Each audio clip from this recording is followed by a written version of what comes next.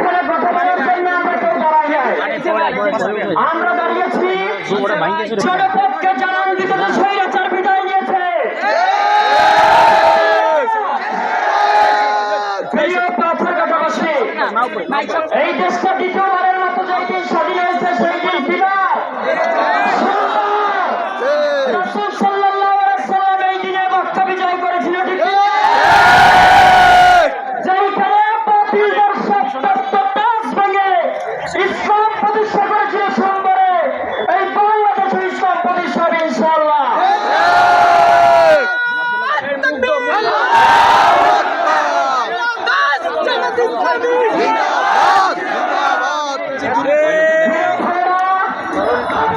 আপনারা জানেন এবং এখানে যারা সমাবেত হয়েছেন, এই চত্বরকে নাম দেওয়া হয়েছে শহীদ আবু সাঈদ চত্বর। ঠিক কিনা? শহীদের এই রক্ত আমরা পিছা যেতে দেব?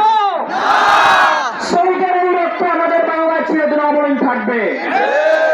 যারা কিছুদিন আগে বাংলাদেশ জামাত ইসলামের শিবিরকে নিষিদ্ধ করেছিল, দিনের পরিবর্তনে তারাই বাংলাদেশ থেকে নিষিদ্ধ হয়েছে।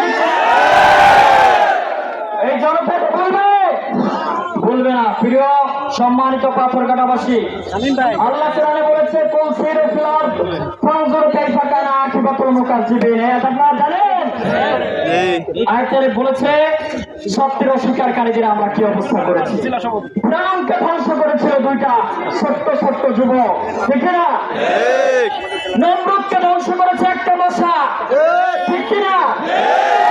সৈনিকের মতো সৈন্য শাসককে ধ্বংস করেছে ছাত্র জনতা। ছাত্র জনতাকে বাদ দিয়ে করে আলোচনা করা হবে না। সংক্ষিপ্ত শেষ করছি। এই রাজপথ আপনাদের কাছে বুঝিয়ে দিলাম, এই রাজপথে আবার কথা হবে ইনশাআল্লাহ।